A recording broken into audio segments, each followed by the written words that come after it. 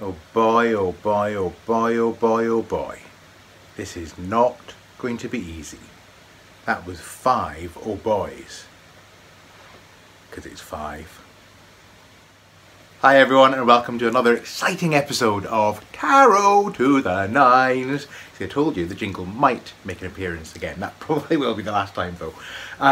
So after much heralding, much promising, and it being very long awaited, I have finally got to the number 5, and thank you all for bearing with me as I got to this point. Just a reminder, by the way, as ever, please do join in the discussion. So if you've got comments on this video or any of the other videos in the Tarot to the Nine series, you can leave comments below. If you have a YouTube account, you can join the Tarot to the Nines Facebook group. There's a link to that below as well, and you can participate there, or you can just watch and hopefully enjoy. But I'm very glad that you are back to learn all about the number 5 and the constellation of the Hierophant, which includes, of course, the Hierophant, Temperance, and the 4 5s in the minor arcana. So, probably worth just mentioning, by the way, that isn't it amazing? We have actually reached, in terms of the number sequence, we have actually reached the halfway point. Because obviously we started with 0, we've done 0, 1, 2, 3 and 4, and we're going all the way up to 9, so we're doing 5 today, 5, 6, 7, 8, 9. So literally we are in that middle point. We have reached the midway point of the number sequence. But if you've been enjoying this series as much as I hope you have, and as much as I'm enjoying making it, then the good news is that we aren't halfway through the video sequence, because you will know I've been slipping in a couple of other videos here and there that relate to the numbers. I've done a couple of Enneagram videos, and there's more of them to come as well. I've also promised, and I will get to them, to do videos on some of the resources that I've been talking about, some of the books and other resources that I've been talking about in this series. I also want to do a video, or maybe more than one video, on some of the tarot decks that are relevant to this series, because obviously you can work with any tarot deck. You can work with the Rider-Waite-Smith deck, you can work with the Marseille deck, you can work with Thoth, you can work with anything that has numbered cards on it and a numbered major arcana. But there are some particular tarot decks that some tarotists have created that have specific relevance to the concept of tarot and number and a sequence of 9 base numbers and so on. So I want to talk a bit about some of those at a later date. So I want to do videos on that, all of that stuff, and I also want to do a video, of course, on the court cards, because they don't actually feature in the numbered sequence, which is why they're not appearing in the constellations that I've been going through. But some tarotists do relate to the court cards in a numerical sense. They see them as being part of the sequence that starts with the ace and goes to 10 in the minor arcana, but then goes into page, knight, queen, king, or however they're named. So we'll be looking at that. We will be having a look at the court cards, both in context of their sequential meaning and maybe their numerical meaning, if you want to apply that, but also in other ways as well. So by the end of this series, I will have touched on every single card in the tarot deck, which was part of my purpose. That's why I wanted to do this series, one of the reasons I wanted to do this series. Anyway, back to the matter at hand. I'm kind of prevaricating a bit because, you know, there's just no way of getting around this. There's no way of dressing this up and making it all nice and fluffy and so on. The fact of the matter is, number 5 is a problem number. It is one of the problem numbers in tarot. You can absolutely see that when you deal particularly with minor arcana, and we'll come on to that in a second when we talk about the cards.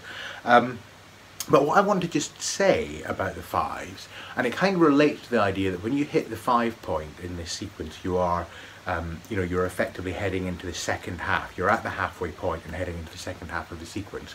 In a very real sense, as you're about to see, we're all 5s. So although when we do our birth card calculations, we come out as particular tarot constellations and tarot numbers, birth card numbers, and some of us will be magicians, and some will be high priestesses, and some will be chariots, and some will be hermits, and some will be strengths or justice, depending on what numerical system you're using, and some will be hierophants, 5s.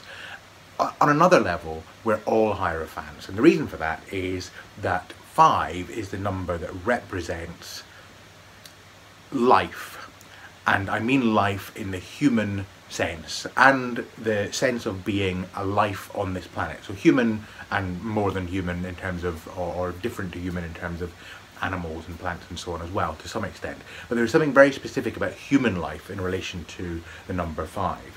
And it also relates to, if you think back to what we said before, if you remember in our little sequence, starting with 0 and then going into 1, we had nothingness, and then in nothingness a point appears, so that's the point, and then in 2-ness you're able to get a line, and then in 3-ness you're able to get a plane, a kind of flat surface, and then in 4-ness you're able to get that kind of solid shape. And I'm terrible at drawing pyramids. It's awful, but you know what I mean. So when you get 4-ness, you get that kind of solidity, you get volume, so you get point, line, plane, volume. And then what do you get with 5? Well, 5 is kind of like the 5th dimension. And there's 2 things that relates to.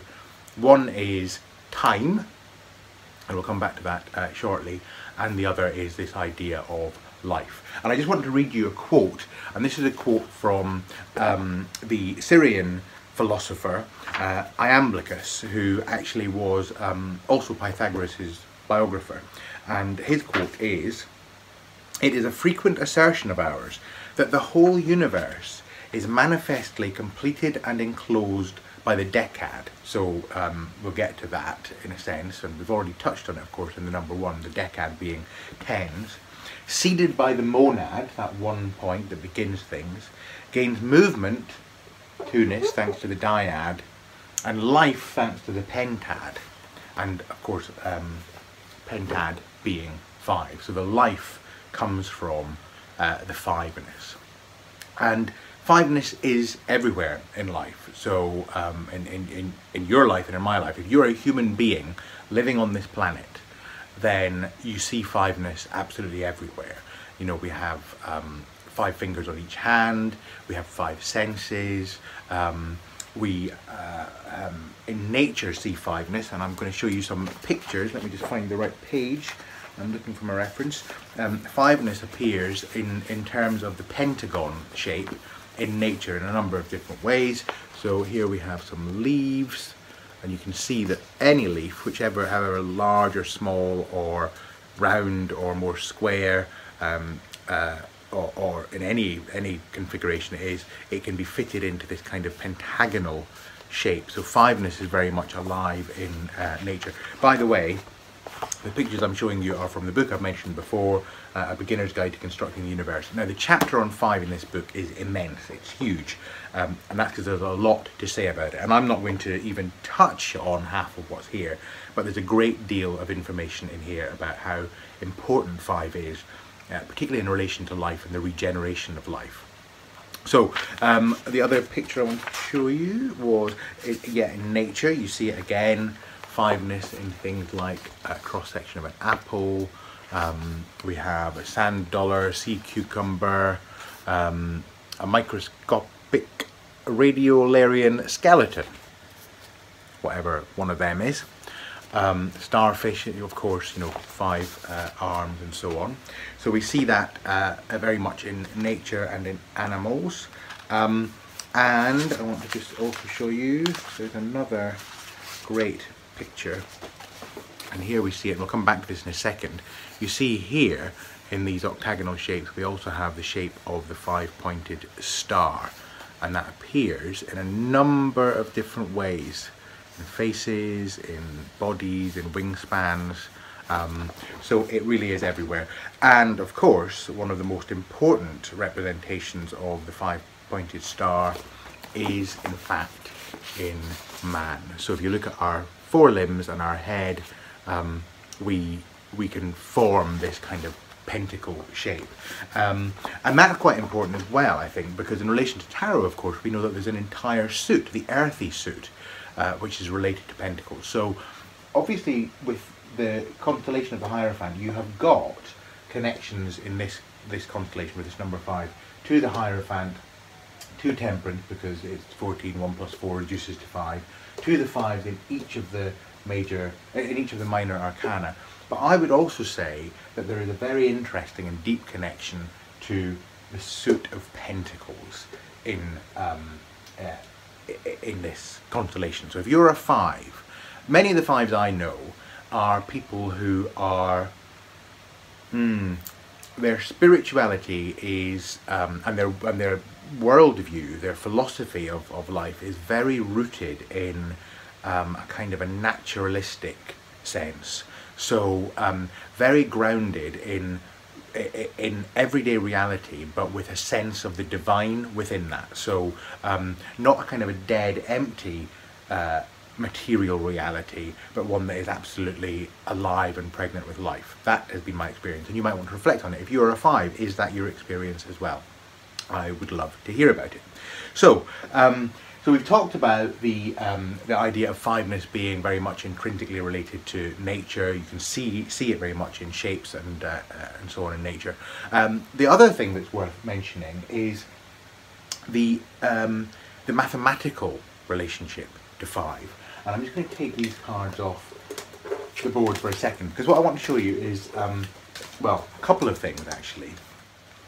So apart from the natural element and the fact that 5 relates very much to nature and the way that nature grows and progresses, I also want to just touch on a couple of mathematical observations, and of course these are related very much to nature as well.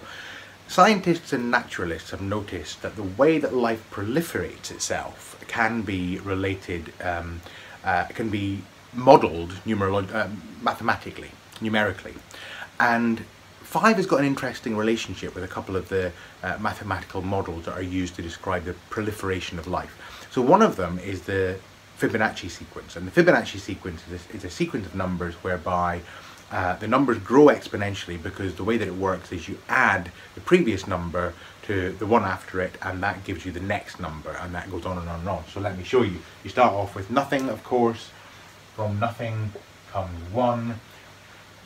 There's nothing to add to the 1, so 1 plus the nothing before it, if you like, of course becomes 1. Now you've got 2 1s, so 1 to the 1 before it becomes 2. 2 to the 1 before it becomes 3. 3 to the 1 before it becomes 5. 5 to the 1 before it becomes 8. 8 to the 1 before it becomes 13, etc, etc, etc. And as you can see, you know what's going to start happening. That obviously next one would be 21, and then you'd add the 21 to the 13. The numbers are going to grow exponentially as time goes by, and that's what happens in the way that, for example, rabbits breed. You know, you start off with 2 rabbits, and then you get, you know, more rabbits, and then there's so many rabbits that eventually they just explode in population, and that's what happens with the Fibonacci sequence. But here's an interesting thing. If I give each of these numbers a number, in terms of their sequential order, clearly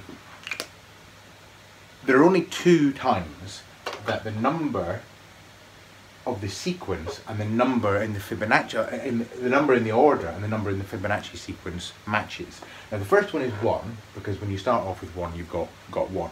But remember, oneness in a sense is not a number. I know that 1 is a number, but remember in the video for number 1 I talked about the fact that oneness is about indivisibility, it's about unity. Before things are split up into more than 1, the concept of number doesn't really make sense, because there is only 1. So that's kind of a thing in itself. The next time the sequential number hits the Fibonacci sequence number is here at 5. And the reason that's significant, I think, is that it's a further reminder that when we get to 5 in the tarot sequence, we have reached a really profoundly important point in relation to man's role in all of this, in this kind of journey, and I mean man in the widest sense, humanity's role in all of this. This journey from nothingness into somethingness, and the development through the sequence of numbers ultimately back to the source from which we came. But when we're at 5, when we're at the number of humanity, which is so ably represented by the pentacle, you know, this is very much about man being a microcosm of the whole. So there's the universe, and there's man in the universe, and there's universe in the man. if that makes sense. So, the other thing I want to mention to you in relation to the kind of mathematical observations is the way that 5 is a number that helps us notice that the whole is contained in each part. So the way that we can see that is in nature. If you look at the way that nature and sort of, we've seen some pictures already of animals and plants, but if we look a bit more closely at, for example, the leaf, dandelion head and broccoli. But let's look at broccoli. You notice this is a broccoli floret, and if you get really close to it, you notice that each of the little heads of the broccoli floret is a little broccoli floret in itself. So it's a bit like that kind of fractal thing of, you know, each of the little bits is like a microcosm of the whole. And then if you looked really closely at each of those, you would see lots of miniature little florets at the top of there.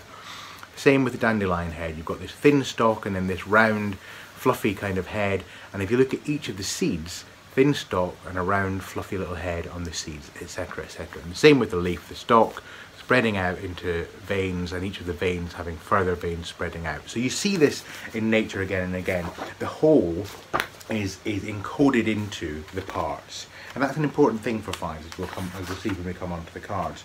And you see it very clearly if you look at the way an actual pentacle, and let me just turn this down so you can see it, can be split up. So if you draw a pentacle, you can draw another pentacle in the middle, another one in the middle of that, and another one in the middle of that, ad infinitum. You'd be able to keep going into infinity if you could find a thin enough pen.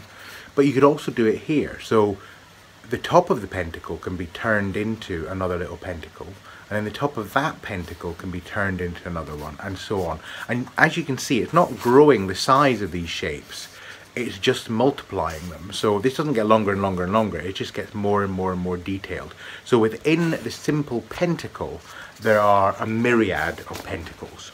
And now let me turn the light up rather, so that I'm not completely shrouded in darkness, because that would not work. And you see it in the pentagon as well.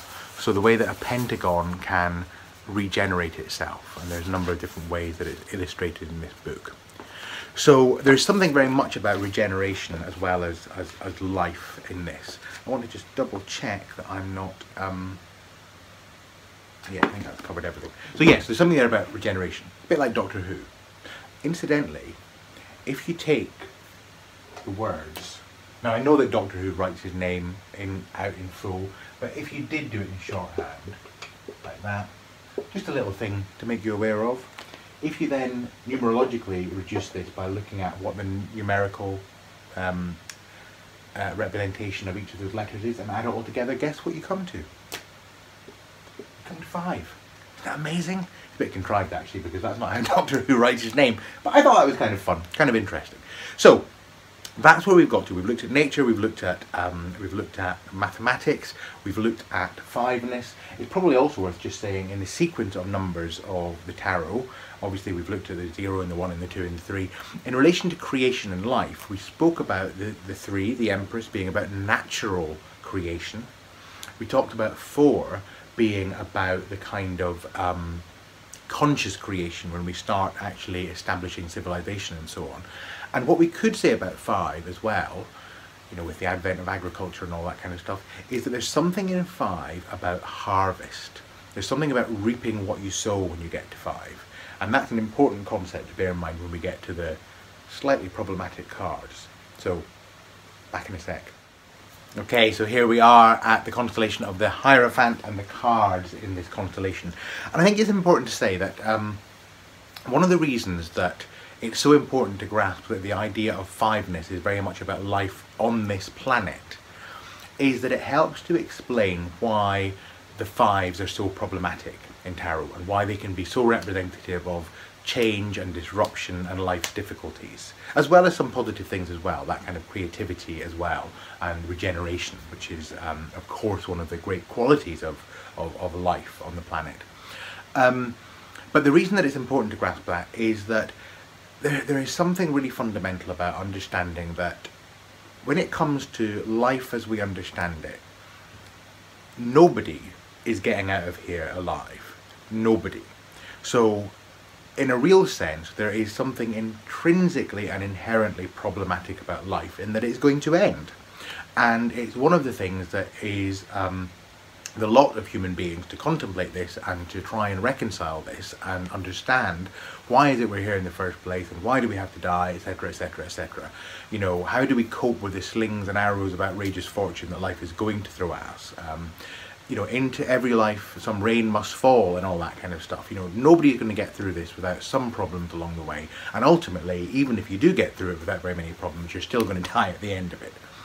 Which sounds depressing in some ways, but in another way it's actually really liberating, because it helps you to understand, or helps you to ask the question, which horse are you backing? Are you backing the horse that is about this transitory, impermanent life? Is that the egg, is that the basket you're putting your eggs into? Or are you going to get in touch with something that is more fundamental, that is unchangeable, that is can't be, doesn't begin, doesn't end, can't be touched, can't be made wet, can't be cut, can't be burned, as it says in the, I think it's in the Upanishads. You know, where are you establishing yourself? And there's a real question for the fives in relation to that. Now, I mentioned that 5 in tarot very often means, certainly in the minor arcana, tends to mean disruption and change, and certainly in the sequence of numbers it does mean that, because we've gone through the process of initiation, duality, creation into the 3, solidity and structure in the 4, and then bang, the 5 comes along and everything's thrown up in the air and is disrupted. And you see it really in the minors very clearly. So let me just come around here to show you. If you look at, for example, the 5 of Swords, what you see here is a representation perhaps of defeat, of conflict resulting in defeat. Somebody is not very happy and somebody has all these swords but now has nobody friends with him, so not so good. Grief seems to be the theme here, with the 5 cups overturned, or the 3 cups overturned, and not noticing the 2 that are still upright. Strife and conflict is represented in the 5. Or of course, you know, all of these can be looked at slightly differently. That could be a group of people trying to figure out how to build something. But on first impression, and based on the numerical and tarot significance of 5, it's likely that strife is involved. And here we have poverty, illness, with the pentacles. So generally, remember in the concept that Angeles Arian outlines of the minors representing opportunities and challenges, it's probably harder in the 5s than in any other number to figure out what are the opportunities, because at first glance these look pretty negative. But if we look at the idea of, all right then, what are we establishing ourselves in? What's important to us? Are we establishing ourselves in victory at the expense of relationship?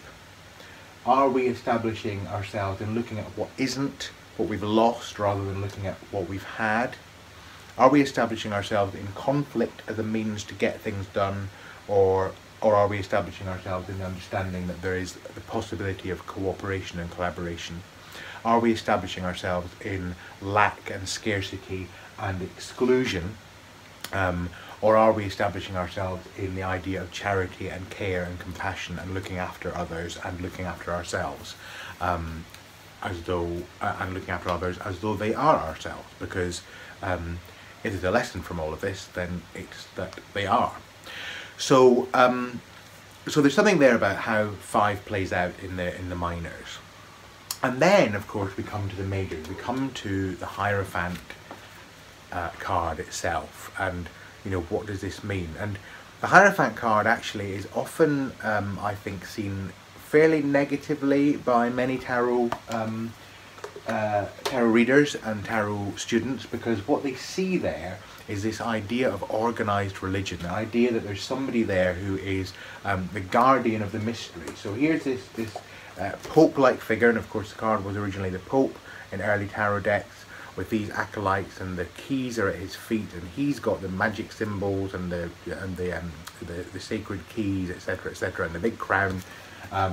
So he is the gateway to knowledge for these seekers.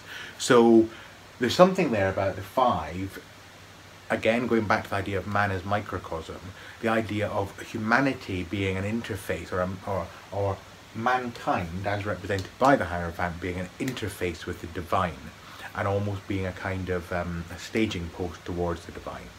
But then, of course, there is another card in this constellation, and that is Temperance.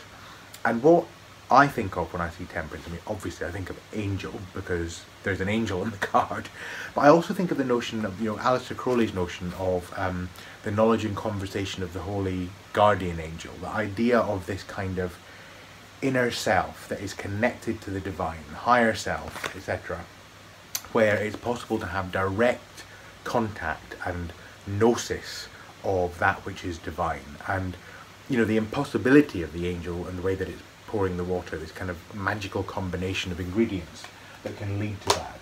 So there's something there about, are you establishing yourself as the Hierophant, this kind of human boundary to the divine, or are you establishing yourself as this angel and the kind of direct contact and presence with the divine? And it goes back to what I said about many of the fives I know, who seem to be established in this notion that they have a direct link to the divine. I'm not saying only fives have this, but certainly many of the fives I've come across have that.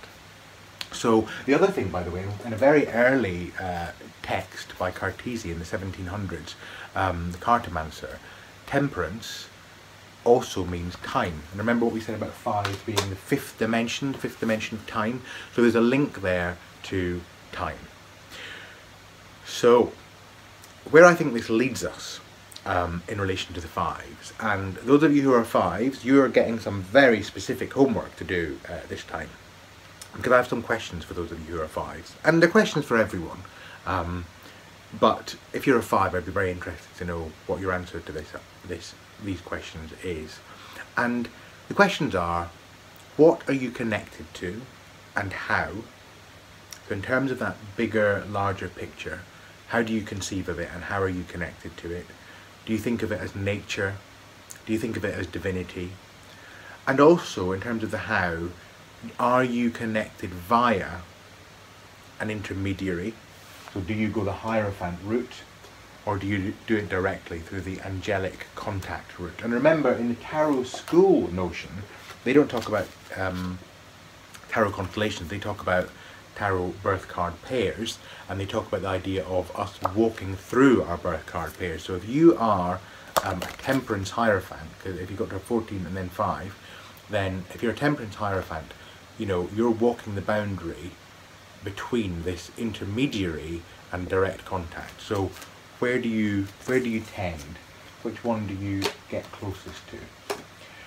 So I would be very interested to know what your thoughts are on the concept of fiveness in tarot, the concept of 5 numerologically, and the concept of 5 more generally. And if you're a 5, I'd be very interested to know your observations. Has any of this chimed? Have you got some other observations you would like to add to the mix? Please do. And of course, as ever, you can do that down below. You can do it in the Facebook group, link below. You can do a VR to this video, and you can tell us what you think about 5s and fiveness in tarot.